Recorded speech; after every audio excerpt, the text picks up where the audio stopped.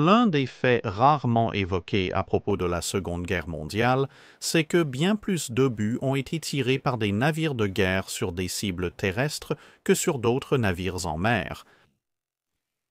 Pourtant, ce sont les grandes batailles navales dont on entend toujours parler, alors que le bombardement côtier est souvent relégué à une tâche effectuée par des navires de seconde ligne, tandis que les navires de première ligne faisaient des choses bien plus intéressantes. Pourtant, la Première Guerre mondiale a commencé par un bombardement côtier de la Kriegsmarine et l'une des dernières actions dans le Pacifique fut également un bombardement côtier, cette fois par les forces alliées, et les bombardements côtiers n'ont pratiquement jamais cessé entre-temps. Les batailles et campagnes incluent Westerplatte, la presqu'île de Hel, la Norvège, la chute de la France, Dieppe, Tobruk, le désert, Torche, Husky, Avalanche, Overlord, la Normandie, Guadalcanal, les Aléoutiennes, les îles Marshall, les Philippines, Iwo Jima, Okinawa, Barbarossa, la retraite de Russie et la campagne finale contre les îles principales du Japon. Quel était donc l'objectif de toutes ces actions? Les différentes armées impliquées ne pouvaient-elles pas apporter leur propre artillerie au combat? Eh bien non, pas dans la quantité et le calibre qu'une marine pouvait fournir, du moins pour la bande de terre qui se trouvait à portée des canons basés en mer. Cela revient essentiellement au poids considérable impliqué lorsqu'il s'agit d'artillerie à grande échelle. Prenons par exemple un canon de 6 pouces. Pour une variante longue portée de 40 calibres ou plus, le canon lui-même pouvait peser entre 7 et 10 tonnes. Considérez ensuite le poids de l'affût sur lequel le canon sera installé. Ensuite, il faut aussi prendre en compte le poids de l'attelage de chevaux, ou idéalement une forme de transport motorisé pour le tracter. De plus, il faut considérer le poids des munitions et de tout le matériel de transport requis pour les déplacer. Il faut aussi espérer avoir du matériel d'observation ou de contrôle de tir. Ensuite, il faut tous les hommes pour servir le canon, les munitions, répondre aux besoins de ces deux groupes, ainsi qu'à diverses fonctions annexes, et tout le transport nécessaire pour eux.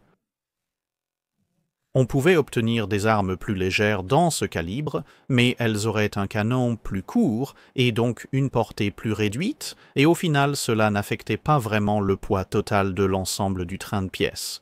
Bien sûr, on pouvait aussi opter pour des pièces d'artillerie de campagne de plus gros calibre, mais à ce stade, on entrait généralement dans le domaine des obusiers à canon court, avec une portée quelque peu limitée par rapport à leur calibre, ou alors dans celui des canons sur rail, qui avaient des itinéraires et des options de transport assez limitées, ou, dans quelques cas, il y avait des canons mobiles sur route, dans une gamme approchant les 8 pouces, qui pesaient autant qu'un char de la moitié de la guerre, rien que pour le canon et l'affût, et qui n'avaient aucune puissance propre.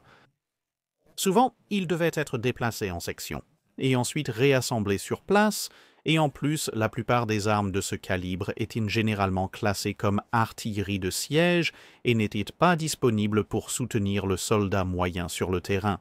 Donc, avoir un canon de 8 pouces à disposition était rare, très coûteux et demandait beaucoup de temps pour être mis en place.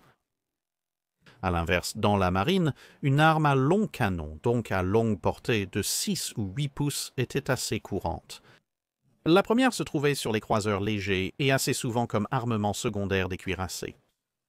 Et la seconde constituait la batterie principale d'un croiseur lourd. Souvent, un seul croiseur lourd pouvait embarquer autant, voire plus, de ces armes que l'ensemble du stock de canons longs, mobiles sur route de l'armée correspondante, de calibre à peu près équivalent.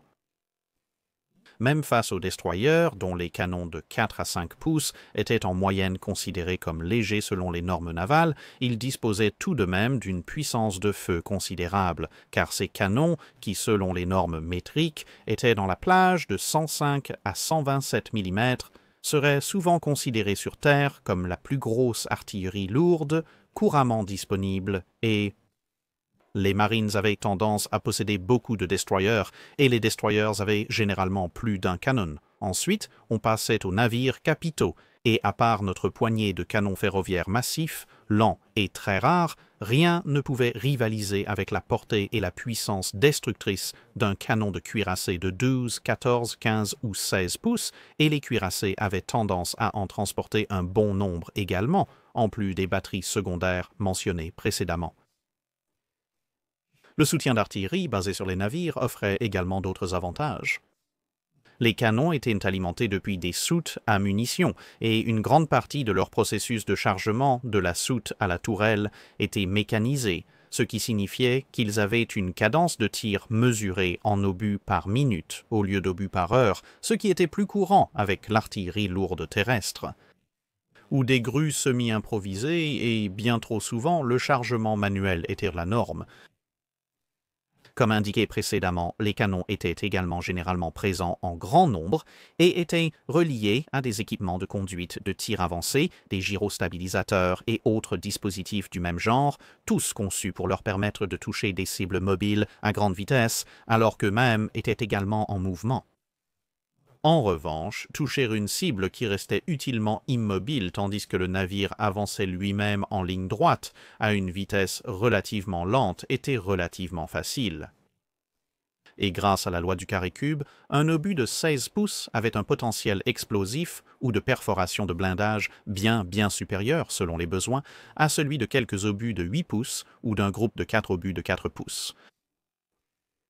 Comme les navires devaient transporter suffisamment de munitions dans leurs soutes pour livrer plusieurs combats, il pouvait bien y avoir plusieurs centaines, voire plusieurs milliers d'obus disponibles à bord d'un seul navire de guerre, bien plus que pour une pièce d'artillerie mobile classique. Ou qu'une batterie pourrait utiliser, et certainement plus qu'une batterie d'artillerie mobile routière ne pourrait tirer en une seule journée, alors qu'un grand navire de guerre pourrait vider ses soutes en un après-midi. Et bien sûr, les navires n'avaient pas besoin de leur propre chaîne de transport séparée pour les munitions, elles venaient avec le navire, même s'ils devaient éventuellement retourner au port pour se réapprovisionner. Pendant la majeure partie de la Seconde Guerre mondiale, les croiseurs et les cuirassés étaient également généralement équipés de leurs propres avions de reconnaissance et tous les navires disposaient de leur propre défense antiaérienne intégrée. Toutes choses qui seraient des cauchemars logistiques supplémentaires pour une batterie d'artillerie terrestre. Et puis, bien sûr, il y avait le problème que, très souvent, il n'y avait peut-être aucune artillerie terrestre amie disponible. Les canons embarqués pouvaient être les seuls dont vous disposiez à ce moment-là. Mais, cela dit, il y avait certaines limites. Les défenses côtières ou même les embarcations de faibles tirants d'eau, comme les vedettes lance-torpilles et les sous-marins de poche, pouvaient endommager ou couler les navires qui transportaient les canons. Et bien sûr, malgré ces autres limitations, l'artillerie mobile routière pouvait, relativement parlant, aller n'importe où dans le pays où elle combattait, alors que le bombardement côtier était limité à la portée maximale des canons depuis la mer, moins la distance entre le navire et la côte, plus éventuellement un petit supplément si le capitaine était astucieux et inclinait un peu son navire pour augmenter l'élévation de ses canons. Et bien sûr, les navires étaient nécessaires ailleurs et ne pouvaient pas toujours être disponibles, même si, pour certaines marines au cours de la guerre, la mise en service de nouveaux navires signifiait que les bâtiments plus anciens pouvaient être pratiquement affectés seuls à ce rôle de façon quasi permanente. Alors, quand faisait-on appel au bombardement côtier? Eh bien, il y avait 5 missions principales pendant la Seconde Guerre mondiale. Bien qu'il existait également d'autres rôles, peut-être plus spécialisés, ces 5 grands rôles peuvent être définis comme suit. 1. Soutien défensif des ressources alliées. L'artillerie terrestre pendant la Seconde Guerre mondiale ne pouvait pas tirer avec précision, et dans la plupart des cas pas du tout si elle était en mouvement. Et lorsqu'une armée était en retraite, elle pouvait alors être confrontée au choix de tirer et risquer d'être submergée ou de plier bagages pour s'échapper, ce qui privait le reste de l'armée de soutien d'artillerie. Ainsi, repousser les attaques ennemies en utilisant des navires était une tactique employée à plusieurs reprises, même si, lorsque vos troupes étaient repoussées si vigoureusement que l'artillerie mobile d'un croiseur ou d'un cuirassé était le seul soutien fiable dont vous pouviez disposer. Cela signifiait généralement qu'il y avait des problèmes bien plus importants en jeu que ce qu'un simple bombardement côtier pouvait résoudre. Au mieux, c'était une tactique désespérée pour gagner du temps. Cela supposait également que la côte et l'espace aérien étaient encore relativement contestés, car sinon un assaillant dominant l'un ou l'autre de ces environnements, aussi près des lignes de front, pouvait s'avérer très, très dangereux pour le navire, tout comme ces tirs pouvaient représenter un danger pour les troupes au sol. En conséquence, ce type de bombardement côtier était relativement rare dans le théâtre du Pacifique, à moins qu'un navire ne soit absolument déterminé à rester en arrière de toute façon ou qu'il soit considéré comme sacrifiable. L'opération Tango est un exemple célèbre d'une tentative infructueuse d'utiliser cette forme de tir défensif. Au lieu de cela, la plupart de ce type de soutien d'artillerie a été observé en Europe. En particulier, les anciens cuirassés français Courbet et Paris ont participé à une série de missions de soutien défensif pour tenter de freiner l'avancée allemande en France en 1940, tandis qu'à l'autre extrémité de la guerre, une grande partie de la flotte allemande restante a passé la fin de 1944 et 1945 à opérer dans la Baltique, essayant, avec à peu près autant de succès que les Français, d'arrêter l'avancée soviétique. Dans les deux cas, le feu des canons lourds a effectivement perturbé les attaques ennemies, mais cela n'a pas suffi à inverser le cours général de la guerre. Bien qu'il y ait eu certains engagements spécifiques où des navires ont participé dans le cadre d'une contre-attaque, ce qui a permis aux défenseurs de reprendre ou de tenir le terrain beaucoup plus longtemps qu'ils n'auraient autrement pu le faire. L'effort n'a donc pas été totalement inutile. Deuxièmement, bombardement préliminaire.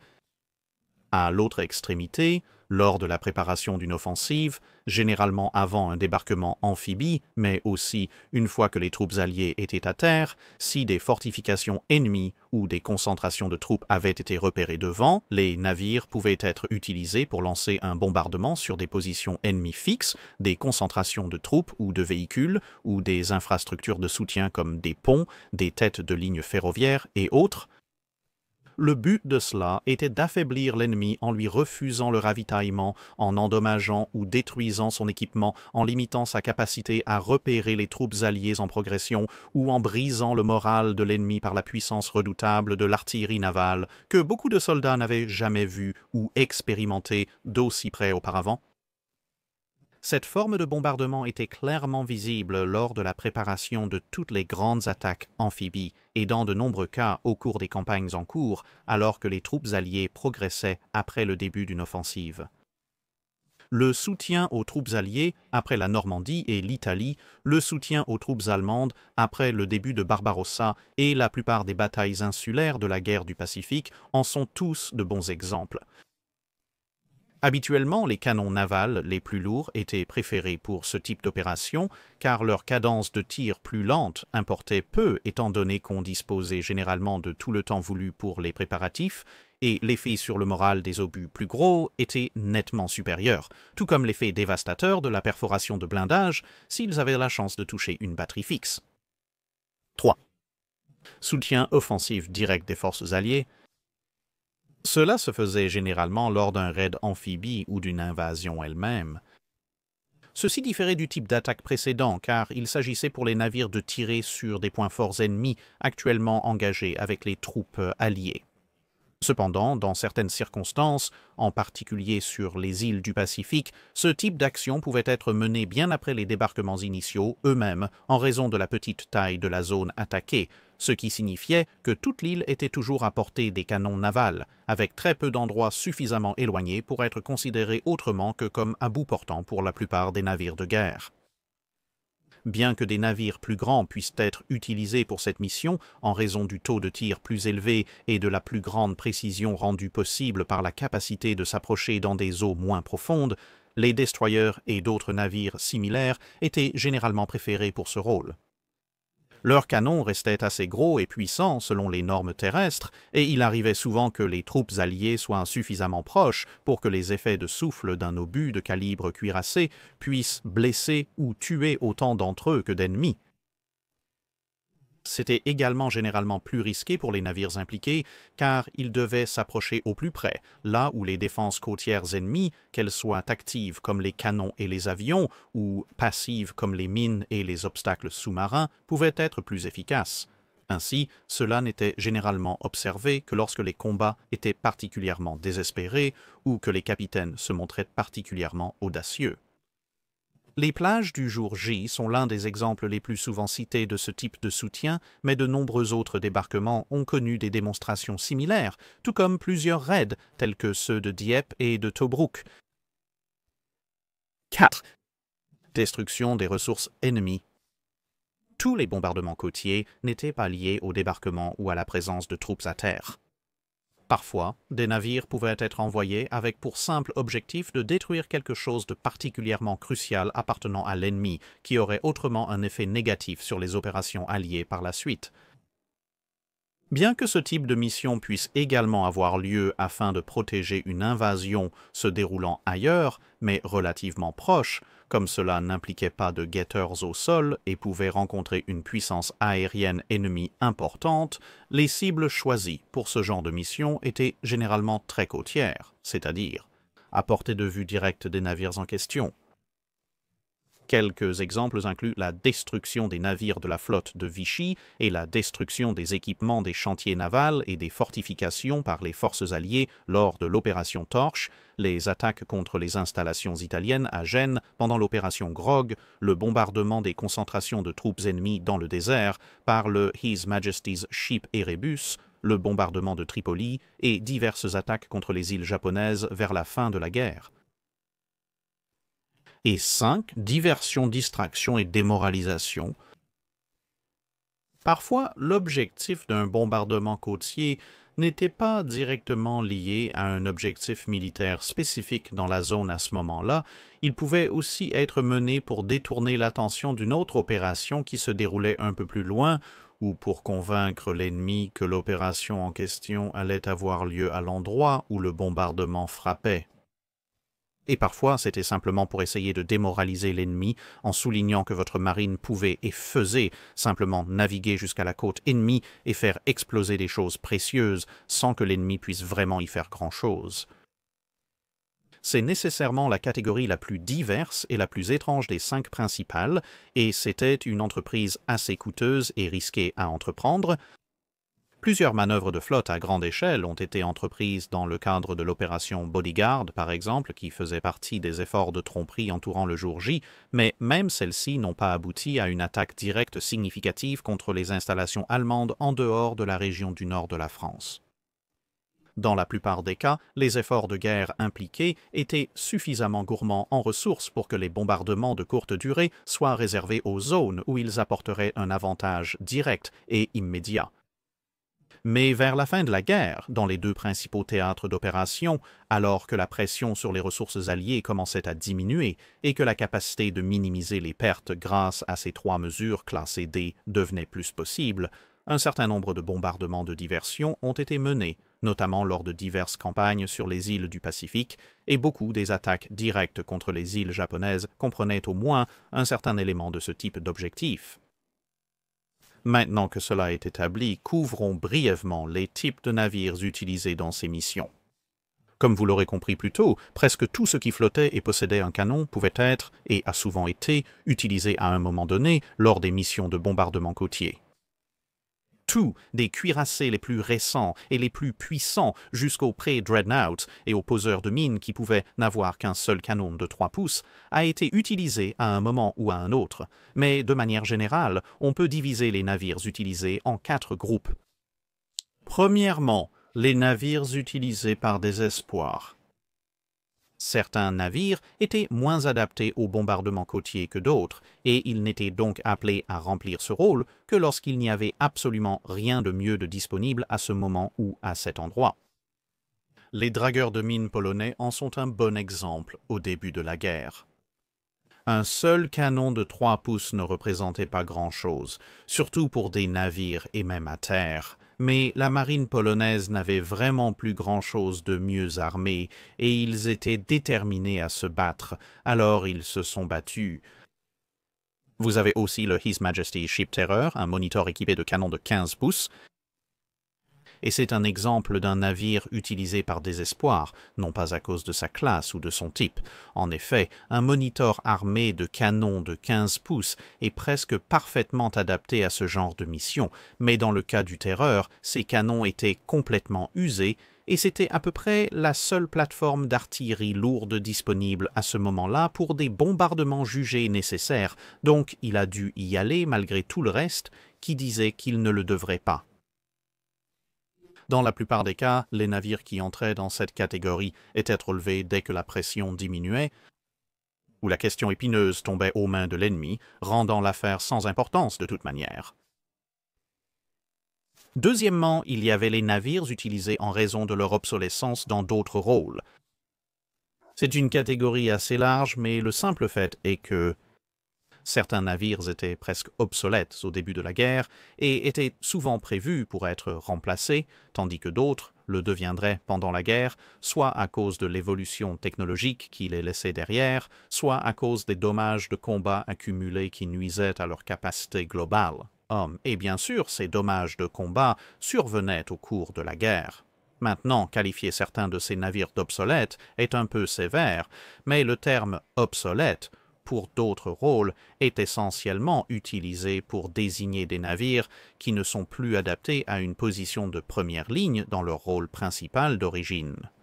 L'United States Ship Arkansas, par exemple, est tombé dans cette catégorie presque immédiatement, étant un cuirassé lent avec relativement peu de modernisation et armé de canons de 12 pouces, tout comme les deux pré-dreadnoughts allemands, le Schließen et le Schleswig-Holstein. Bien qu'ils aient été modernisés de manière assez poussée, ils restaient des pré-dreadnoughts et étaient donc relativement lents et sous-armés. Beaucoup des cuirassés américains de la classe standard se retrouveraient également plus tard dans cette situation, tout comme, à divers moments, des navires britanniques relativement célèbres comme le Warspite et le Rodney, ainsi que le cuirassé français Lorraine. La plupart des navires de cette catégorie étaient, pour des raisons évidentes, des cuirassés plus anciens ou endommagés, car les croiseurs plus anciens avaient tendance à être soit réaménagés pour de nouveaux rôles, comme croiseurs antiaériens, soit affectés à d'autres fonctions, comme escorteurs de convois et autres, bien que quelques croiseurs plus anciens apparaissent lors de bombardements occasionnels. De même, les destroyers plus anciens avaient tendance à être convertis à des rôles entièrement nouveaux, comme transport rapide de troupes ou escorteurs anti-sous-marins, plutôt que d'être dédiés à des missions axées sur le bombardement côtier, même si, comme pour les croiseurs, il y avait toujours quelques exceptions. Troisièmement, les navires de première ligne qui avaient une utilité particulière dans une certaine forme de soutien d'artillerie. Il y avait quelques navires pendant la Seconde Guerre mondiale qui avaient relativement peu d'utilité en dehors du bombardement côtier ou d'autres missions improvisées. Les monitors, par exemple, n'étaient généralement pas particulièrement bien protégés, sauf contre les torpilles, étaient plutôt lents et, bien sûr, avaient été conçus à l'origine pour agir exclusivement dans le rôle de bombardement côtier. Bien que certains aient trouvé des rôles dans l'acheminement de ravitaillement ou en servant de navires de défense antiaérienne à l'endroit où ils se trouvaient, ils allaient toujours jouer un rôle important dans les missions de bombardement côtier pour des raisons évidentes. C'était leur position en première ligne. D'autres navires avaient été conçus pour des rôles qui avaient simplement disparu avec le déclenchement de la guerre. Beaucoup de navires conçus pour le service colonial entraient dans cette catégorie, et comme ils étaient généralement lents, relativement peu protégés mais assez bien armés, ils se retrouvaient aussi régulièrement au large des côtes ennemies à tirer sur des cibles terrestres. Les canonnières de toutes sortes étaient particulièrement présentes ici, mais les canonnières néerlandaises de la classe Flores se distinguaient tout particulièrement à cet égard. Parfois, ce sont d'autres capacités qui pouvaient faire qu'un navire soit classé dans cette catégorie. L'utilisation des Congos pour bombarder Henderson Field pendant la campagne de Guadalcanal entre sans doute dans cette catégorie puisqu'ils ont été spécifiquement choisis en raison de leur combinaison de grande vitesse que les croiseurs et les destroyers pouvaient également offrir, mais aussi de leur puissance de feu importante grâce à leurs canons de 14 pouces, ce que les croiseurs et les destroyers ne pouvaient pas fournir. Aucune autre classe de navires de la marine japonaise disposant d'une puissance de feu similaire n'avait la vitesse nécessaire pour entrer et sortir assez rapidement afin de minimiser leur vulnérabilité. Ainsi, les Kongo, navires de première ligne, correspondaient parfaitement à cette niche du bombardement côtier. Quatrièmement, il y avait des navires de première ligne présents et effectuant des bombardements côtiers tout simplement parce qu'il n'y avait pas grand-chose d'autre à faire. Maintenant, même si cela peut sembler désinvolte, dans la plupart des cas, il faut garder à l'esprit que des navires de toute classe étaient chargés de missions autres que d'attaquer des cibles terrestres, principalement attaquer ou protéger des cibles en mer. Mais le nombre de navires non engagés en première ligne équipés d'une puissance de feu significative était, pour des raisons relativement évidentes, quelque peu inférieur au nombre de combattants de première ligne équipés d'une puissance de feu significative dans la plupart des marines. Ainsi, dans les zones où d'autres navires n'étaient soit pas immédiatement disponibles, soit tout simplement pas présents en nombre suffisant pour une opération donnée, les unités de première ligne pouvaient également être utilisées. Il y a aussi eu des périodes où la marine ou les marines en question avaient une supériorité écrasante sur leurs ennemis, si bien que relativement peu d'unités de première ligne étaient réellement nécessaires pour tenir ce qu'il restait de la marine ennemie à distance. Les canons des navires plus récents restants pouvaient donc être utilisés pour le bombardement côtier, car ils pouvaient être plus précis, plus puissants, ou avoir une cadence de tir plus rapide, ou une combinaison de ces caractéristiques par rapport aux navires plus anciens. Les différentes grandes invasions alliées des territoires de l'Axe en sont les meilleurs exemples, précisément parce qu'elles n'étaient généralement entreprises que lorsque les forces combinées de l'États-Unis Navy et de la Royal Navy, qui étaient les deux plus grandes marines du monde, étaient certaines d'avoir largement assez de puissance pour tenir la Kriegsmarine, la Regia Marina ou la marine impériale japonaise à l'écart des zones de débarquement. Au moment où ils déployaient ce niveau de force dans la zone, ils se retrouvaient généralement avec des croiseurs, des destroyers et même quelques cuirassés affectés à la tâche, mais avec relativement peu à faire. Et donc ceux-ci étaient mis à contribution, ainsi que le bombardement côtier. Donc, avec tout cela établi, terminons en examinant quelques exemples qui montrent comment le bombardement côtier pouvait très bien se passer, comment il pouvait très mal se passer, et où parfois cela n'avait vraiment aucune importance, peu importe son efficacité.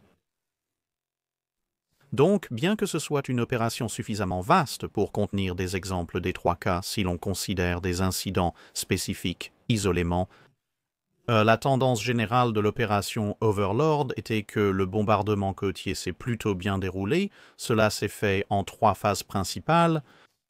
La phase d'ouverture, où les navires de guerre alliés tentaient de neutraliser les batteries côtières, qui représentaient une menace pour eux-mêmes et pour les péniches de débarquement, ainsi que de détruire directement autant que possible les défenses allemandes sur la plage. Ensuite, pendant les débarquements eux-mêmes, des attaques directes contre diverses défenses allemandes qui posaient des problèmes spécifiques, ainsi que le bombardement des routes d'approvisionnement et de communication allemandes afin d'empêcher les renforts allemands d'entrer dans la zone. Enfin, pendant l'avancée, des missions de tir spécifiques ont été requises pour appuyer les troupes alliées, en partie pour compenser le manque d'artillerie terrestre à terre.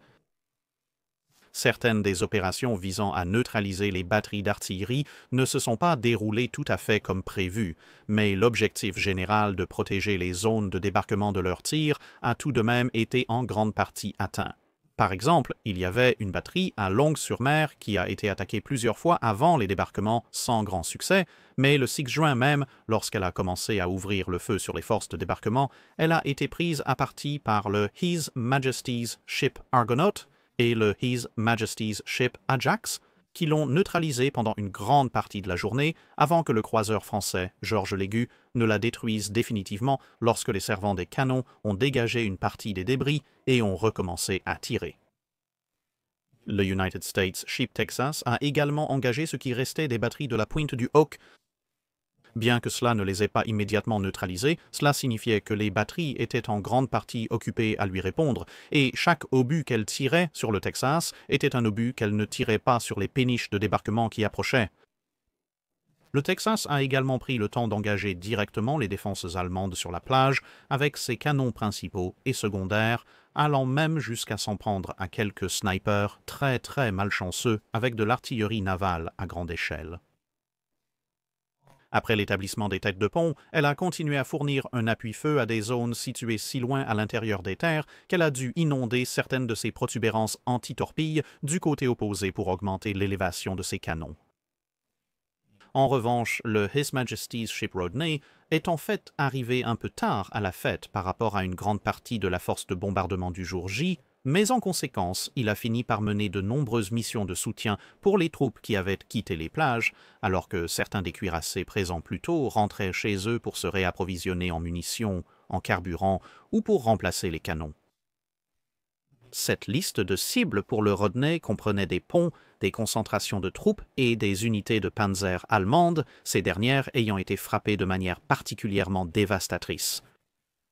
Ian Hamilton, qui était sur le Rodney à ce moment-là, se rappelle « À peine étions-nous de retour à Portsmouth que nous avons reçu l'ordre de repartir vers les plages. » S'ensuivirent 3 jours durant lesquels nous avons tiré 300 obus de 16 pouces, 450 obus de 6 pouces et d'innombrables rafales de canons pom-pom multiples et d'autres armes à l'aspect huileux.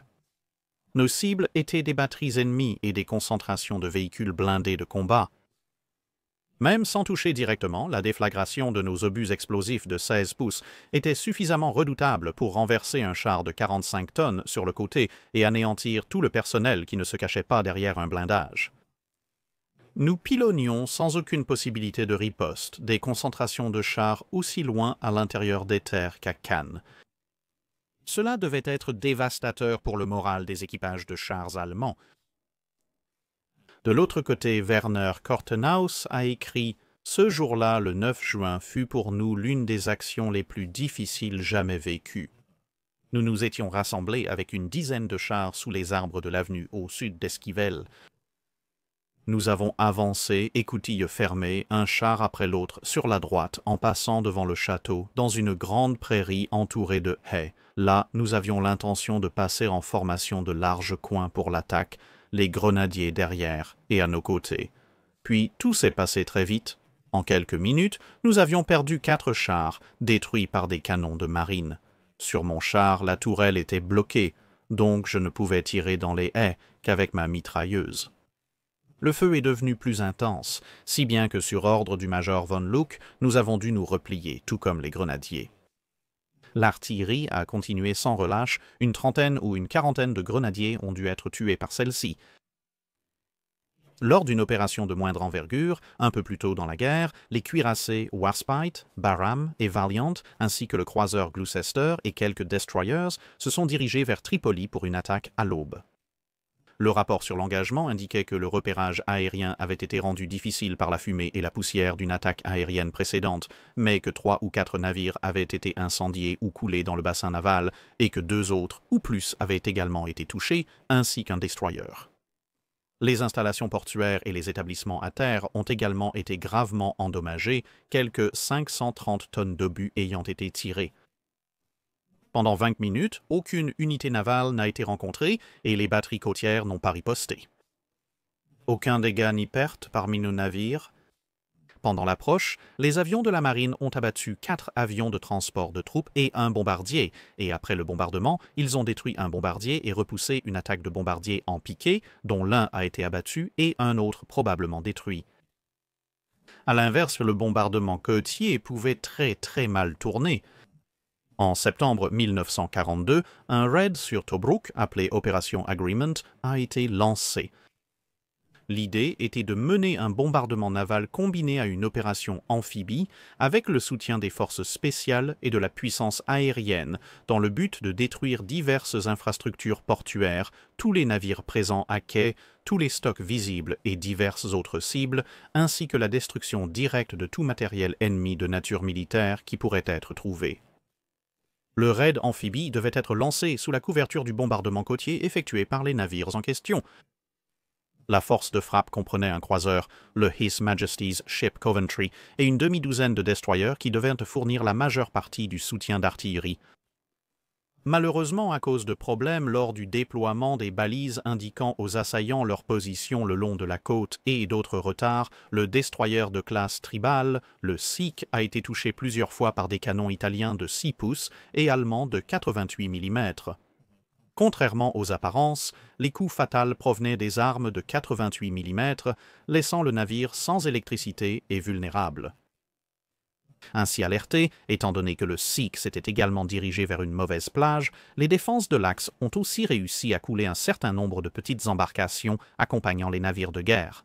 L'opération étant un échec, les survivants ont abandonné, mais le croiseur Coventry ainsi qu'un autre destroyer de classe Tribal, le His Majesty's Ship Zulu, ont tous deux été touchés et coulés par des avions qui les poursuivaient. Presque tout le long du chemin du retour, pendant leur retraite, et puis il y a des cas où, en réalité, un bombardement n'aurait pas vraiment pu améliorer une mauvaise situation d'une manière ou d'une autre. L'opération Jubilé, mieux connue sous le nom de Raid de Dieppe, était l'une de ces opérations. Ici, le soutien était limité dès le départ uniquement à des destroyers en raison des craintes d'attaques aériennes ennemies, ce qui représentait en quelque sorte une faiblesse des missions de bombardement naval dans de nombreux cas si la supériorité aérienne alliée, ou du moins le contrôle aérien principal était défaillant. Le manque d'expérience dans les opérations amphibies à l'époque a conduit à de nombreux échecs de planification, ce qui signifiait que, quel que soit le soutien offert par les navires au large, cela n'allait jamais changer le cours des nombreuses catastrophes qui se sont toutes additionnées pour aboutir au désastre de Dieppe. Cependant, il y a toujours un côté positif. Cela a au moins permis à tout le monde d'établir une liste de ce qu'il ne fallait pas faire lors des opérations futures.